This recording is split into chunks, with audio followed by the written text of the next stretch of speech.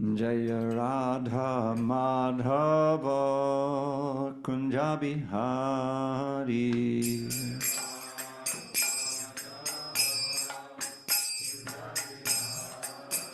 Jaya Radha Madhava Kunja Bihari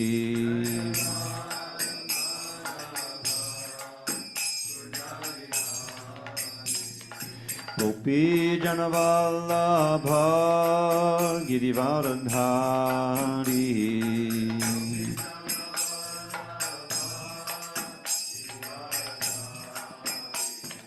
Gopi Janavallabha Girivaradhari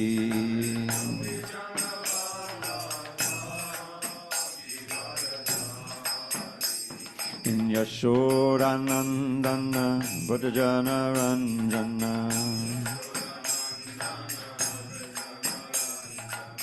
Yashodanandana Bhajana Ranjana Yamuna Tira Vanachari Yamuna Tira Vanachari Jaya Radha Madhava Kunda Bihari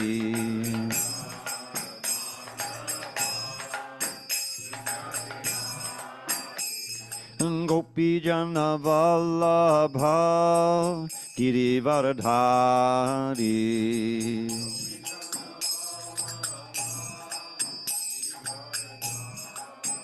Jaya Gopi Jana Vallabha Girivaradhari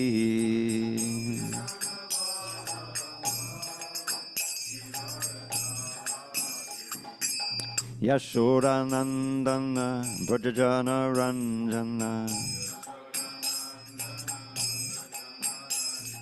Yashodanandana Brajajana Ranjana Yamunatira Vanachari Yamunatira Vanachari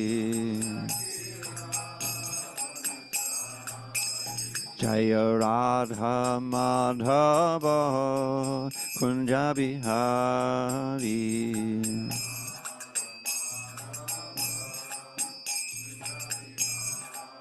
Jaya Radha Madhava Kunja Bihari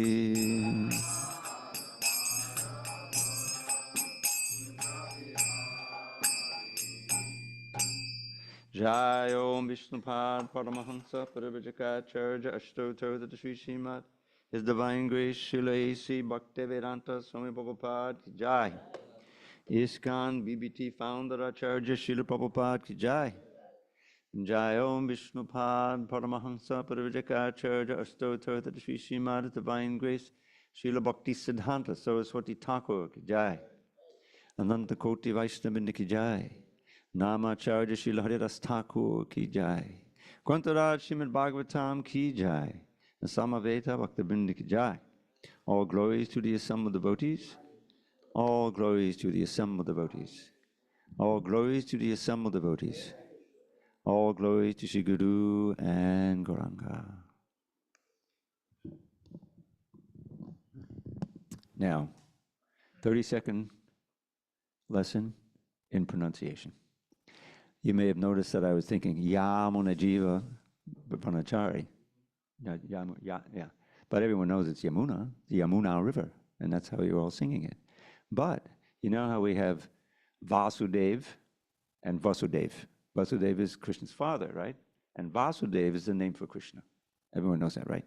So that means that long A is of Vasudev and of the Yamuna, because it's Tira, the bank of the Yamuna. He's dancing on the bank of the Yamuna, right? It's Yamuna. Yamuna, not Yamuna. Yamuna is when you're just speaking about Yamuna River. So that's our little lesson in pronunciation. Next time you can all say Yamuna, and everyone can think you're making a mistake, and you can explain it. Okay. Om.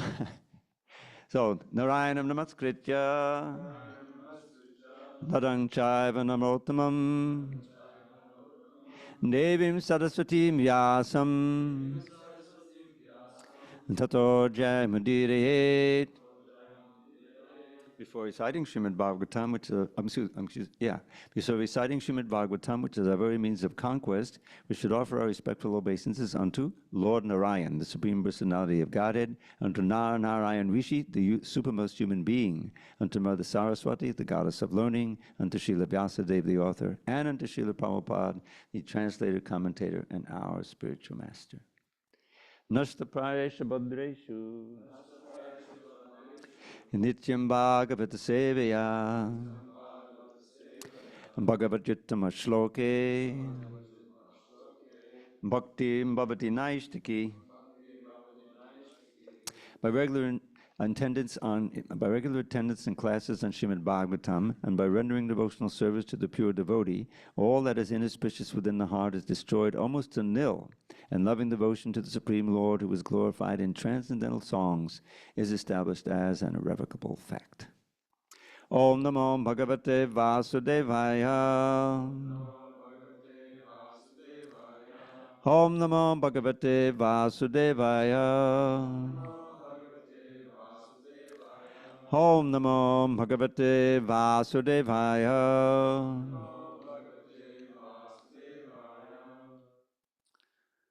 On this 5th day of August, 2024, in San Diego, we're reading from Srimad Bhagavatam, translation and commentary by His Divine Grace A.C. Bhaktivedanta Swami Prabhupada. Canto 7, The Science of God. Chapter 10, Prahlad, the Best Among Exalted Devotees. Text number 36. Punash cha viprashapena rakshasau tau babuvatahu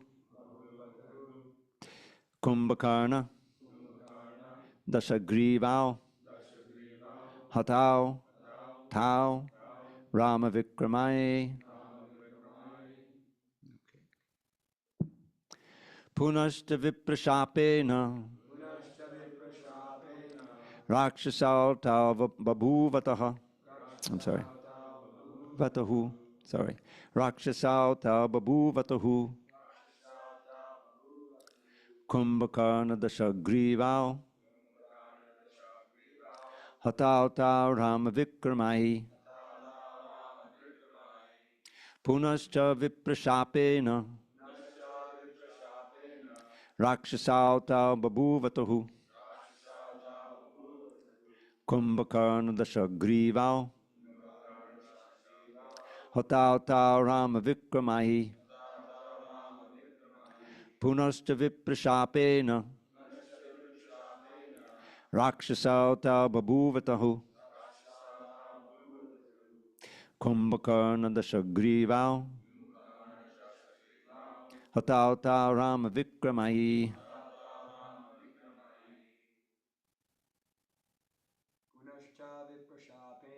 Punascha viprashapena rakshasau tau babuvatahu. Kumbhakarna dashagrivau hatau tau rama vikramai. Punascha viprashapena rakshasau tau babuvatahu. Kumbhakarna dashagrivau hatau tau rama Vera. Punascha viprashapena rakshasau tau babuvatahu.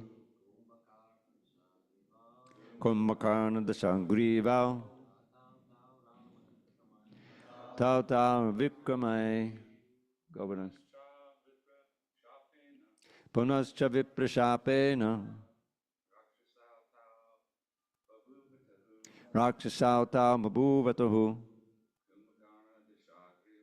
Kumbhakarna Dasangrival, Hatauta Rama Vikramahi, Punascha Viprashapena, Rakshasauta Babuvatahu, Kumbhakarna Dasangrival, Hatauta Rama Vikramahi. Ladies.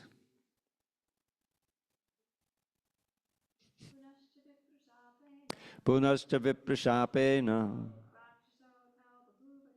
Rakshasauta Babuvatahu, Kumbhakarna Dasangrival, Hatauta Rama Vikramai. Okay. Anyone online? Guess not. Punascha Viprashapena, Punascha Viprashapena, Rakshasauta Babuvatuhu, Rakshasauta Babuvatahu, Kumbhakarna Dashagrival, Kumbhakarna Dasangrival, Hatauta Rama Vikramaihi. Hatauta Rama Vikramai. Punaha. Again. Cha. Also.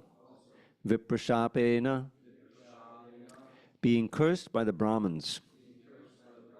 Rakshasao. The two Rakshasas. Tau. Both of them. Babuvatuhu. Incarnated as. Kumbhakarna Dasagrival, known as Kumbhakarna and the 10-headed Ravana in their next birth. Hatau, they also were killed. Tau, both of them. Rama Vikramahi, by the extraordinary strength of Lord Ramachandra. Translation. Being cursed by the Brahmins, the same two associates took birth again as Kumbhakarna and the 10-headed Ravana. These two Rakshasas were killed by Lord Ramachandra's extraordinary power. Okay, for extra credit, who were those Brahmins? Who cursed them? Jaya and Vijaya. Who cursed Jaya and Vijaya? 4 Kumars. Very good. No purport here. I'll read this one myself. Shayanao Yudi Nirbinna Vidyao Rama Shayakahi. Tatchittao Jahatur Deham Yata Praktana Janmani.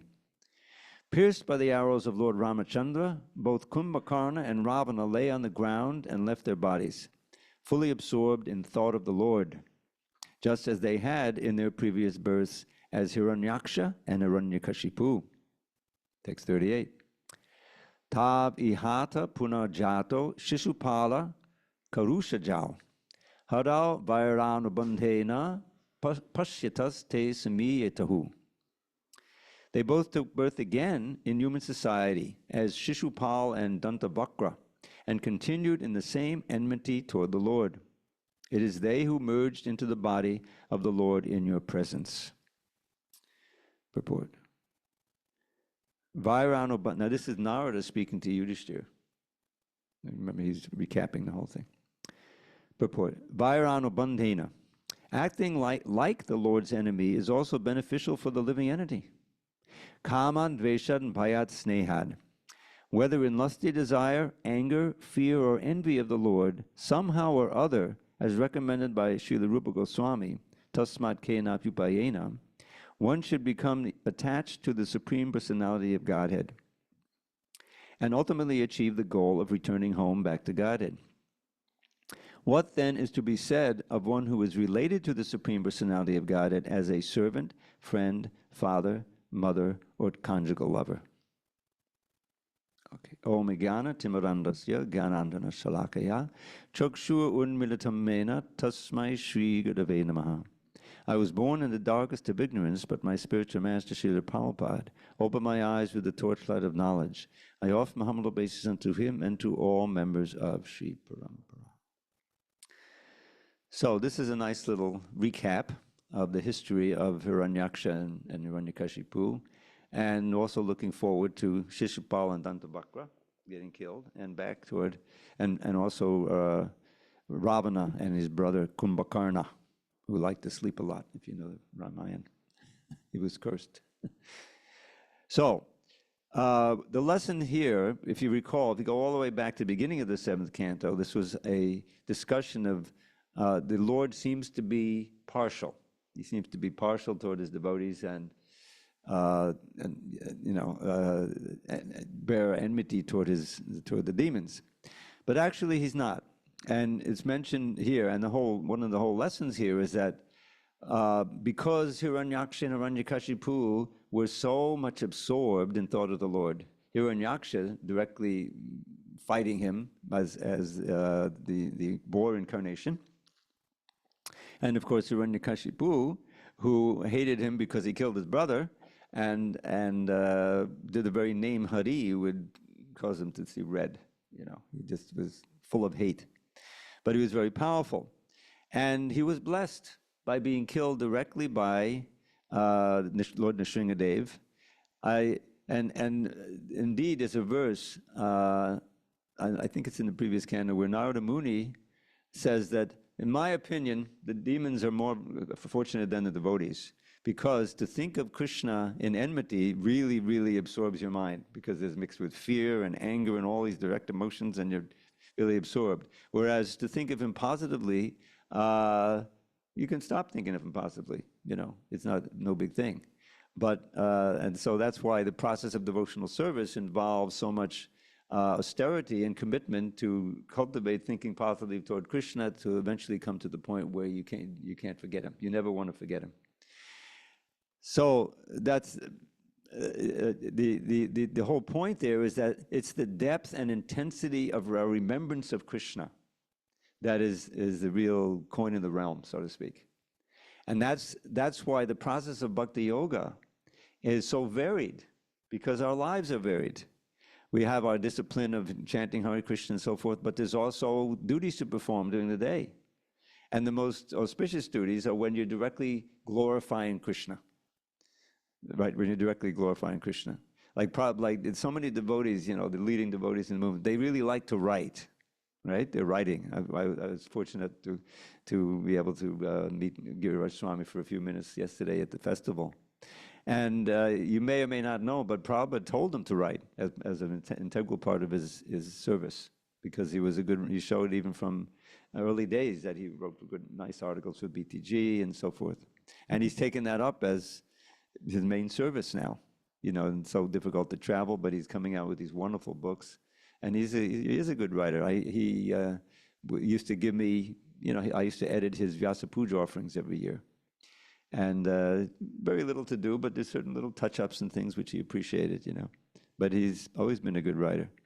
So you can imagine, when you write anything, it's a total absorption, you know, it's really meditating on what you're saying if you're putting real care into it.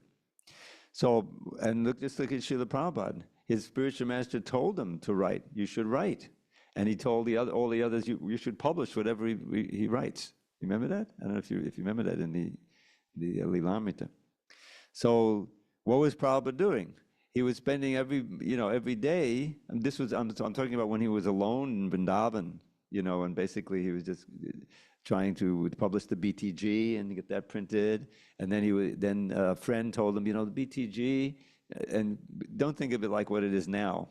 Now, I worked on the BTG. It used to be a 32-page magazine with glossy color. And finally, when I started in the mid-'70s, they went into color. They started producing color. Oh, that was a big increase, you know, black and white. So it evolved. But when Prabhupada was doing it, it was just like, you know, 8 pages of newsprint, basically. It was very, very rudimentary.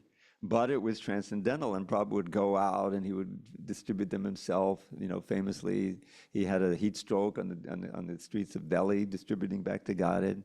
So he was totally dedicated to writing and distributing this knowledge, because that was the order of his spiritual master, and because it's the best way to reach the people directly and to give them the message. And if then a certain percentage who read it will become serious about it and pursue it and like that. And that's still going on. Most of the devotees sitting in the room here got a book somehow, or these days got online, somehow or other read about Krishna consciousness and became interested, became intrigued, and then pursued that by visiting the temple and so forth. So that it's a great position to have.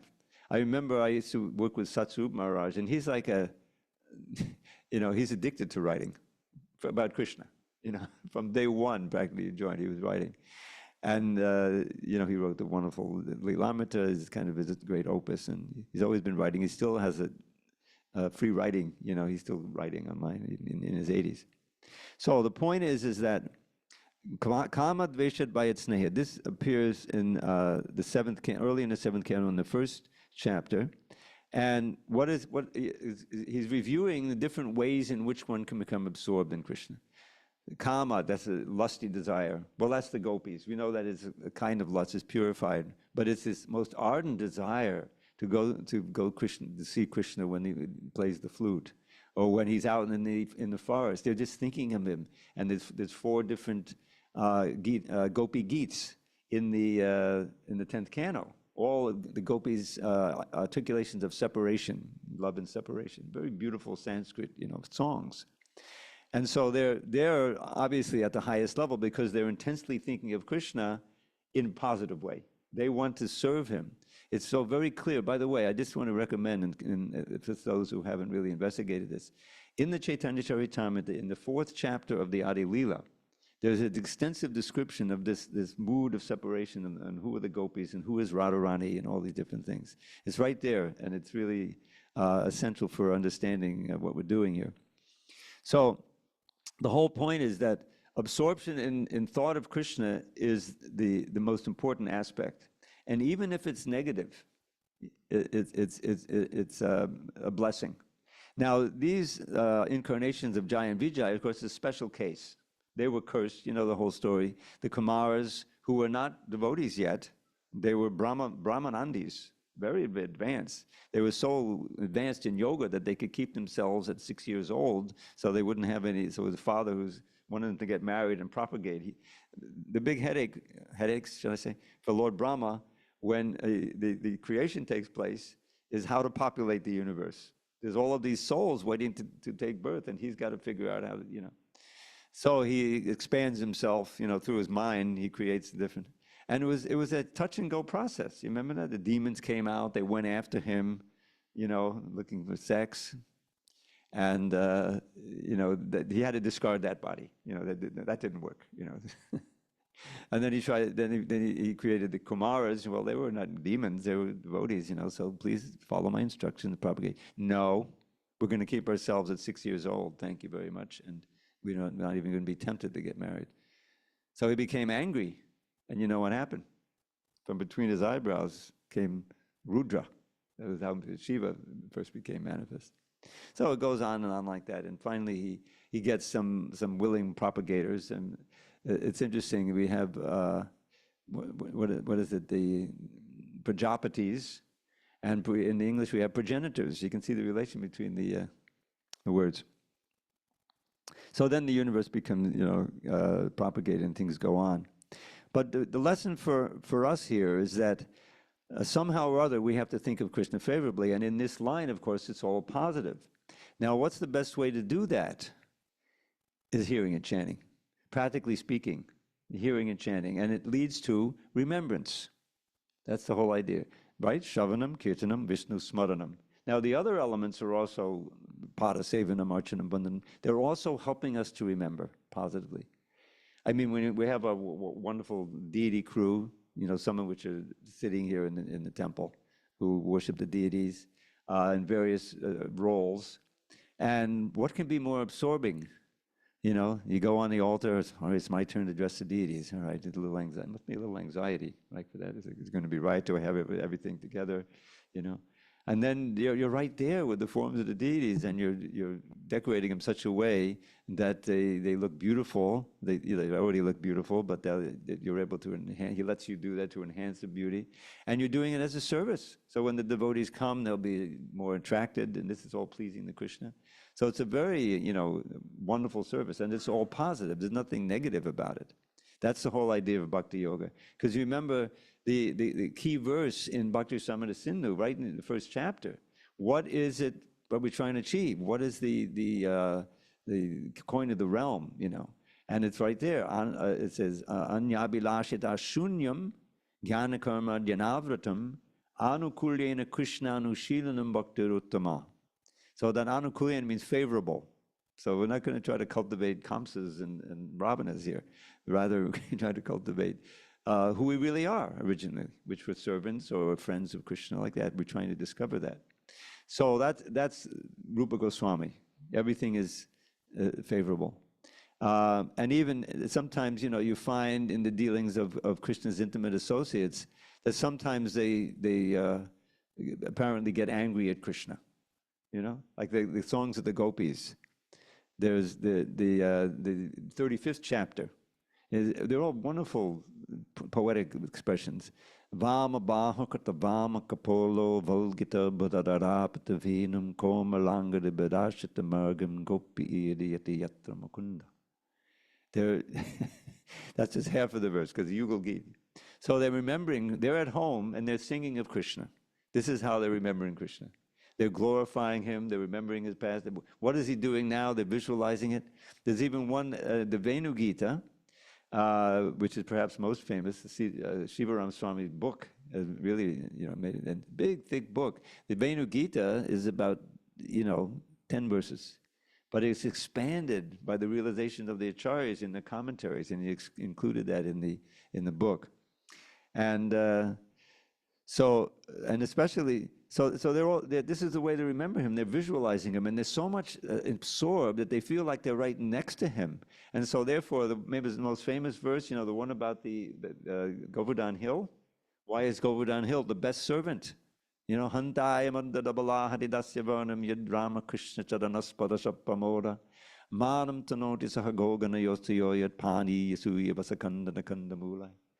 So it's interesting, because I read a commentary on that. I think it's in Vishnu. Handayam Adri. This hill, they're back in Braja. And if you ever go to Vrindavan, you got to take a bus to get to Govardhan Hill if you're in, right? It's not an easy walk, although Krishna walks it every day with his cows. Maybe he shrinks everything by his powers. But they're so much absorbed that they feel that they're right there with Krishna. And so, this Govardhan Hill is the best servant of Krishna. Why? Because it's serving his servants so nicely. Fresh grasses for the cows, and caves to facilitate Krishna's Leela with the boys. If it rains, they hide in the caves, from the rain. And with the gopis, he has his rendezvous there. And it says, and especially it said that fresh grasses for the cows, is serving those most dear to him. Very nice. But the point is, they're so much absorbed, they feel like they're right there with Krishna, by hearing and chanting about him. So, and sometimes the gopis will also express anger at Krishna. Like the most famous of the gopi Gits is the prayers of the gopis when separation in the rasa dance. I remember, I tell them the morning program every day. So one day I went out, and then, I do various things, make sure the gates are locked, whatever. And so I came back in, and everyone was already out having breakfast. I was the only one here, except for one Indian gentleman who was standing right there, and the deities are visible, and he was chanting the Jayati Te Dikam Janmana Project. That's chapter 31. The gopis in separation, during the rasa dance, when Krishna leaves them, and they go to the bank of the Yamuna, and they sing like this, So I joined him. I started joining him and one of those, several of them, the gopis are complaining against Krishna. They're showing a little anger. He left them in the middle of the night. So I think it's how does it go? Patisutanvrayam brata bandhavan hatabalangite inchachutagata katividastavo gita mohita kitabayoshita kascha jainashi. He says, we left our fathers, our husbands, our children to come out to see you in the middle of the night. You know why we've come here, bewildered by your flute, Who but a cheater like you would abandon women in the middle of the night? A little loving anger, Krishna likes that. because it shows their great attachment. But then, eventually, and then the most famous verse, anyone who distributes books, they memorize this verse because it's all about preachers. You probably know this one, Vijaya. I don't know if Govardhan, he's not so much a shloka man. Tapakatamritam, you probably know what it means. So near the end of the prayer, the tapakatamritam tapta jivanam kavabadiditam kalmashapaham shavanamangalam shimaratatam bhuvigunandiye buddhirajana. So they're saying there that for the living entities who are suffering in this material world, tapta jivanam, tapta means burning. The nectar is your kata. The nectar of your kata is the life and soul. Tapta is the soul's suffering, and jivanam is the life and soul. And what about that nectar? Kavabiriditam. It is written and declared by great poets like Krishna's Kaviraj and Vyasadeva. Kavabiriditam kalmashapaham. It destroys everything inauspicious in anyone's life, by hearing and chanting these vibrations. Shravana Mangalam, very auspicious to hear. Srimad Atatam, very powerful. Srimad, full of spiritual power. Certainly those who are spreading your glories in this world are the most munificent welfare workers. And everybody says, oh, book distributor, that must be me. Anyway, those who, that's actually a fact. And Srila Prabhupada, he was, the biggest book distributor. He wrote the books, he distributed himself at first, and then he induced it. So anyway, this hearing and chanting is the essence of our whole practice. And the essence of the essence is Nam Sankirtan, obviously. We had such a wonderful festival yesterday, and it's kind of centered on chanting and hearing Hare Krishna, the wonderful procession. And then I was there at near the end there with, that was Raghunath. Did you know the Raghunath who's there in the Bhakti Center all the time, but he came out here. And there was John V. Harrison, like world famous kirtan, and you had some people I didn't know, young kids who were all great musicians. And it was just nectar, they're chanting, and the whole thing is like, yes, chant Hare Krishna, dance, raise your hands, like this.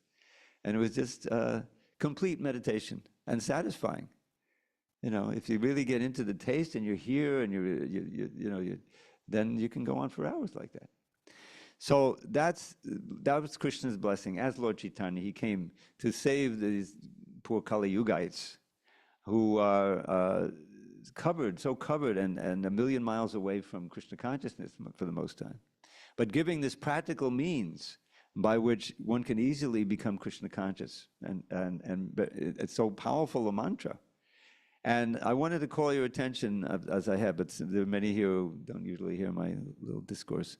And that is, at the end of the Bhagavatam, near the end, I think it's chapter 12 of the 12th canto, there's one more chapter after it, there's something that I dub, forgive me, as the Krishna Katashtaka.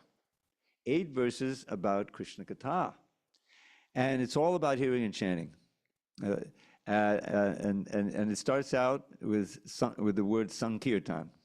Sankirtamanam Bhagavanananta Shrutana Bhava Vasanam Nipungsam Pavishya Chittam Vidanoti Shesham Yatata Moko Brahmavati Vata. That's the first verse. And what it means is that the Sankirtan of the holy name of Krishna, Bhagavanananta, the endless Supreme Personality of Godhead, unlimited, Shrutana Bhava, if one hears with attention, then one will be relieved of all sinful reactions. Vyasanam Nipungsam. Pavishya Chittam, it enters into your he enters into your consciousness. Pavishya Chittam Vidanotya Shesham, and cleanses away without leaving any remnant. Pavishya Chittam Vidanotya Shesham Yatata Moko Brahmavati Vata. Just as the sun rising dissipates all the darkness, or there may be some little cave in which there's hidden some fog, or a powerful wind dispels the fog. In other words, it doesn't leave anything out. So he goes back and forth. But on the other hand, that those vibrations which have nothing to do with Krishna are false and damaging and harmful for the soul. And then it says, Mishagada asatir satkata nakatiteya bhagavana tadeva satyam tadohaiva mangalam tadeva punyam bhagavad gunodiyam tadeva ramyam richadang navang tadeva shoshana shoshananganam yaduttama shoka yashoyugiyate. An eternal festival for the mind. That's the hearing and chanting about Krishna. And it eliminates all negative things in your consciousness. It goes, there's this wonderful glorification. And then he goes back, the other side. Does that sound familiar? It should. It's in chapter 5 of the first canto, and that's Narada Muni preaching to Vyasadeva about the importance of writing the Srimad Bhagavatam. How did the Bhagavatam come about? If you read the Bhagavatam, you'll come to the point where Vyasadeva is upset. He doesn't feel fulfilled, even though he wrote all the Vedas and all the Puranas and the Mahabharata, which contains the Bhagavad Gita after all. And but still he doesn't feel fulfilled. He's uneasy, you know. So Narada Muni comes to him, and he explains to him, which he suspected, that's because he hasn't written anything that wholly and solely deals with Krishna and Krishna bhaktas and Krishna's devotional service. All the others, they certainly contain it. We got the Bhagavad Gita and Padma Puranas, many chapters, you know, about it, but not wholly and solely. You know, I'll give you a little vignette about my editing over the years. At one point, after we finished the Bhagavatam in Miami, it was about 87, 88. The question, well, what else should we do now? You know, we got all this printing, we got the editing, everyone's in. So there was a mission, oh, well, we'll do the Mahabharata. So Ridhyananda Maharaj started translating the Mahabharata. And he got through the Adi Kanda, which is like 70 chapters. I mean, the Mahabharata is huge, you know. So my job is to go through and edit it, you know. So going through. And then we get, a lot of it is like, doesn't directly deal with the whole plot of the Mahabharata war and so many things, you know. And there was one day a description of the planets of the Nagas. Nagas are snakes. They're down below, you know. Vasuki is there, but there's many others.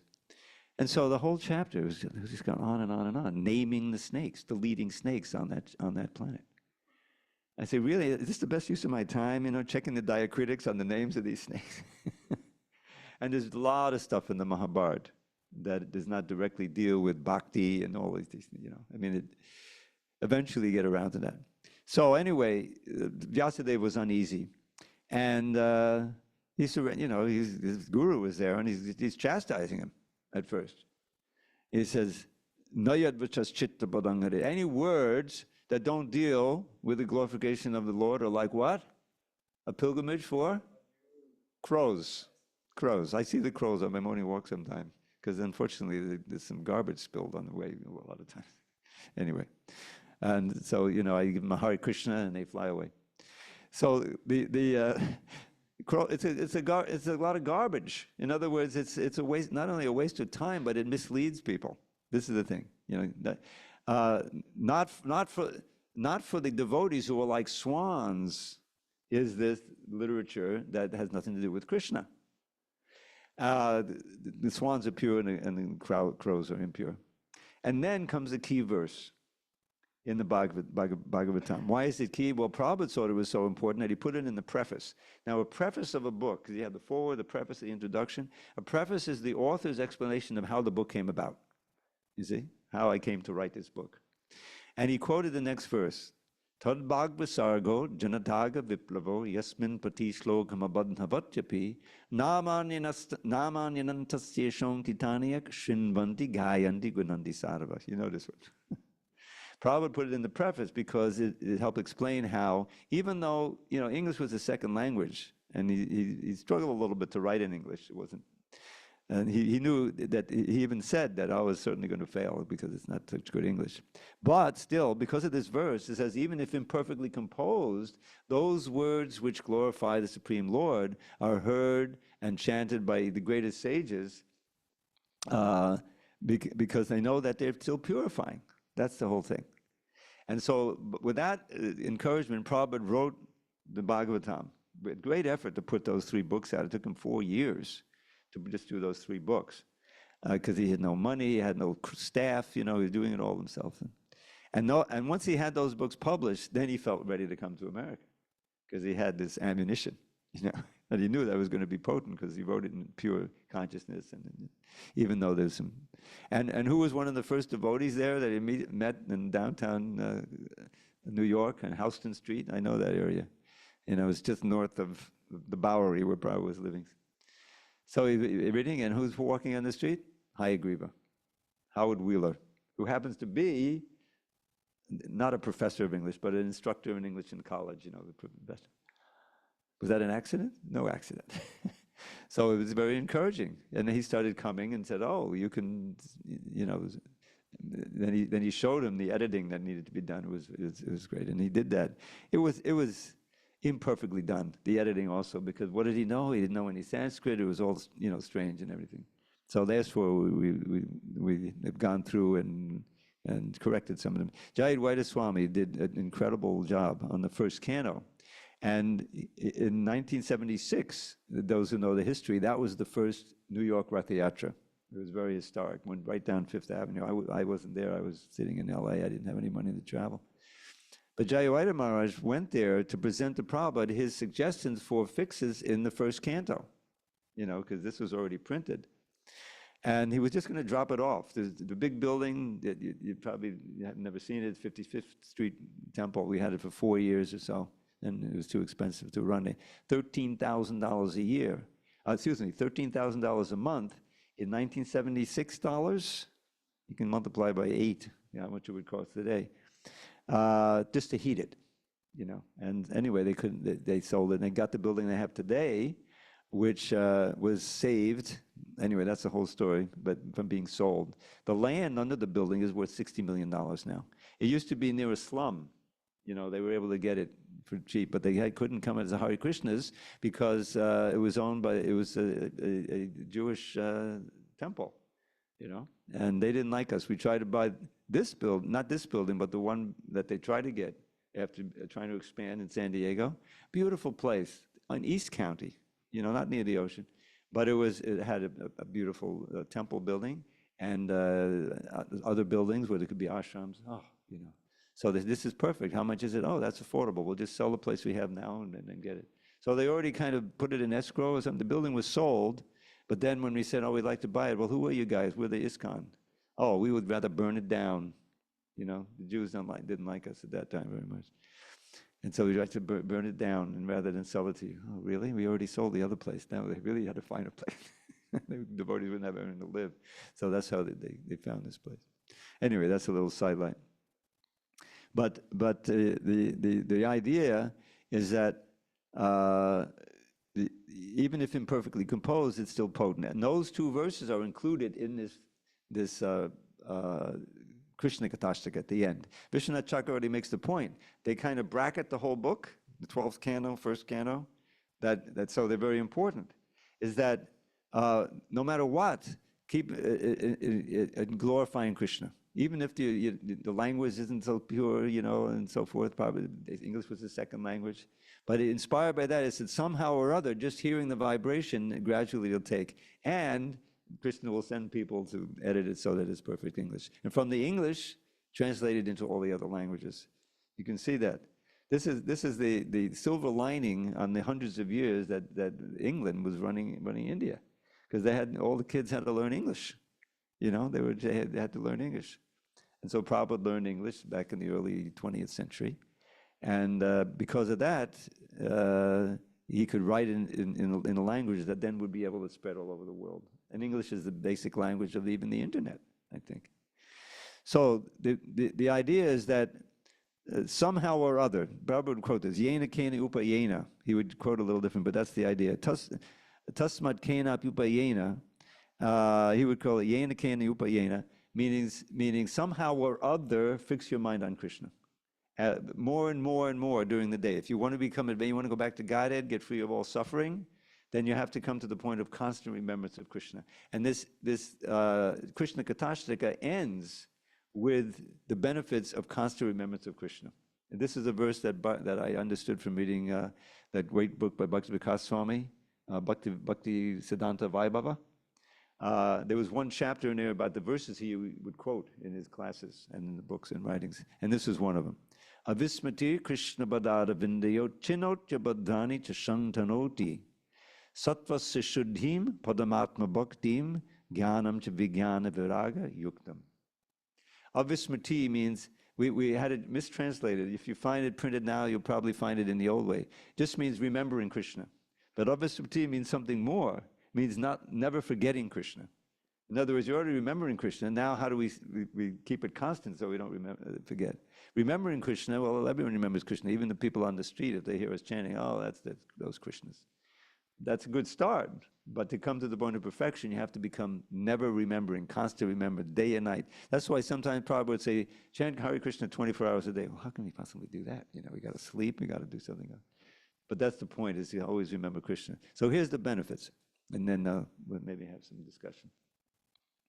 Krishna, but always remembering the lotus feet of Krishna, here's the benefit. Chinotya Baddhani, destroys everything inauspicious in your heart. This is there in the second chapter, first canto, where it says, Shushusho Shadadhana, no, Shinvatam Sukata Krishna, Punya Shabana Kirtana, Ridyantaksto Yabadhani, Vidunoti Suritsatam, cleansing away all the Abhadranis in the heart, you see? Cleansing more. So it's just purification, Chaitodharpana Marjana. So that's the first thing. It gets rid of all the abhadras. Yeah, Chinota Badrani, Chashang Tanoti. So you have Chinoti and Tanoti. Tanoti means spreading and giving. And what is Sham? Sham is the part of the word is Shankara, which is a name for Shiva, right? He who brings good fortune. So Sham means everything, your whole life becomes auspicious. That's the whole idea, by hearing and chanting, beginning with Hare Krishna. But it goes on, Sattvasya Shuddhim, purification of one's existence. Paramatma Bhakti, then the devotion to the Supreme Personality of Godhead, the Supreme Paramatma Bhakti, characterized by Jnanam, Vijnana, and Viragya, by knowledge and realized knowledge and detachment from everything that's not Krishna. So this is a very nice, I recommend you can find it. I'm sorry, I don't have the reference to you. I can give it to you later, exactly where in the 12th canto it is. But it's very instructive and very conclusive. And Vishnu, yes, it brackets the whole thing. This is what's going on. So that's one of the themes here. You know, it's in the passage we read, describing where Hiranyakashipu and Hiranyaksha fit into the three who were killed. And they were all blessed because they were killed by Krishna. Well, we don't want to be killed by Krishna, right? We want to be embraced by Krishna. But the idea is that if someone or something is killing you, that's what you're absorbed in thinking about. You can imagine, you know, as Hiranyakashipu is sitting on the lap there, coming down, and he's looking at what else he's going to think of. He's thinking of so that's the first pair, and then there's three, and then they go back to Godhead. I don't know if you know, remember they had the option of having 3 births as demons, or what was it, 6 or 7 births as devotees to get back to the Vaikuntha, because they had cursed the Kumaras. And so they took the demons to get back faster. So this is, even though they became these horrific demons, you know, it's limited, more limited time. Okay, so any questions or discussion on these points? The importance of hearing and chanting. Vijamani, you got the mic? You're just facilitating. Here we go.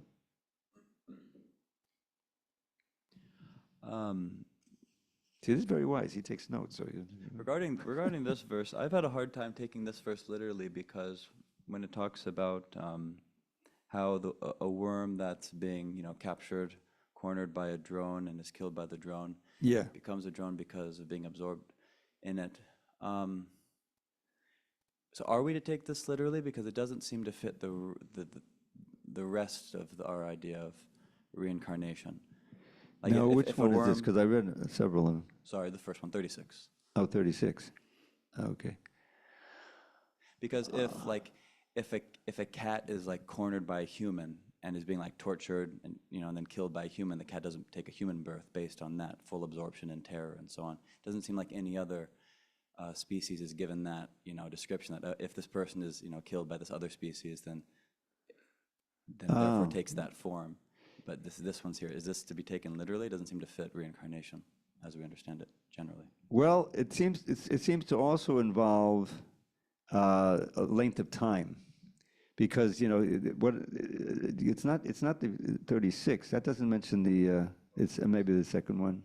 Oh no, it was 39. So 39. Okay, the last one. The idea is that they're captured, and so there's a period of time where they're afraid and they're thinking, and it's absorption. Just to be, like a lion runs after the gazelle and kills it, So the gazelle is running, may not be absorbed, and it's scared of the lion, but it doesn't have time to cultivate that remembrance. I think that has something to do with it. So Just like this other thing where some fish or the turtles, they just think about their offspring, and in this way they're caring for them, the absorption of mind. But it is a time that has to be there. So if we were to account for the time element, so would we say that would be the same for all other species? If any other species is captured and for a long period of time is in terror, then it would take on that form in the next life? Doesn't seem to be the. Well, I don't. I'd have. If you were just to take that same formula. With Yeah, the time I understand. I wouldn't. I don't want to say yes or no because I'm really just. Take what the difference is, but we can try to see if that and investigate if there's something in the Acharya, the Prabhupada said about that. But I guess as far as you know, there isn't any other reference to something like that other than this, as far as you can remember.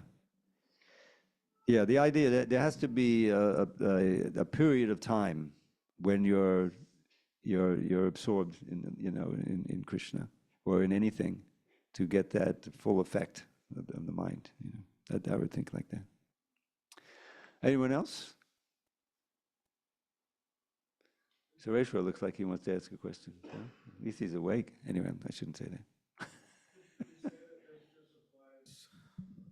We say that just this principle applies just to because you're saying that Srila Prabhupada gives the example. What was the example that he gives?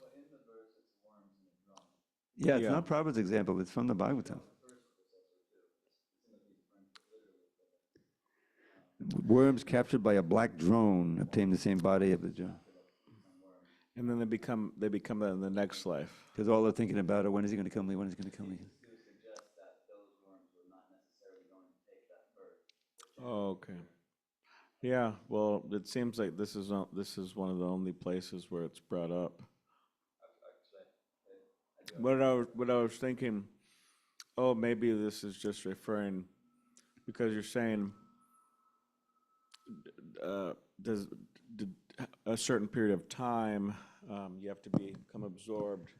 Well, that's what I say. They're captured. They're not just eaten by the black drone, but they're captured and kept for later to eat. So they have time to be terrorized. Hey, you have something to say? Yeah. Well, one thing I connected it with. And I don't know of any verse for this, but there's a lecture where Srila Prabhupada's talking about, again, crows and swans, and it says that there are, like the way he frames it, as far as I'm remembering, is it's that there are again, because this term species can be used differently, but it's of birds there are tamasic birds and sattvic birds. Yeah. So if you have to go from worm to human, then you don't necessarily take every species of bird. Like a bird in every single species, you may go based on your past karmic activity. You may go through more tamasic species of insects and birds and so on, and more, or someone else may go through more sattvic. Just like that, which makes sense to me because at the end, if cow and lion and monkey are all right before human birth, then there has to be some branch, and so that seems to fit with this talk. I don't know what shastra there is kind of getting us, saying this, but. Maybe that could be involved somehow or other, that not all worms necessarily, reincarnate. I know someone would say this is getting in the weeds, but but it seems Can we just chant Hare Krishna? Well, yeah, it seems like most of my questions get in the weeds, but. Oh, good, Justice. Anyway, it's an interesting subject, and I can try to, if you remind me, I'll try to find out if there's something, because it's such a body of stuff, written, and. I remember, during the days when I was working on Bhakti Godhead, Prabhupada was always favorable toward the scientists, especially Bhakti Swarup Damodar. He was into chemistry. He was from India, and he grew up in a devotee family. So he would always ask him, "Is this what the scientists believe now? About this? Isn't this what they believe?" And he would confirm or deny. Well, they believe something like that, Prabhupada. So there's this, there's some devotees in the movement who have thought about this and investigated it, and we could probably try to find something if you're interested. Okay, all glories to Srila Prabhupada. Hari Hari Bol.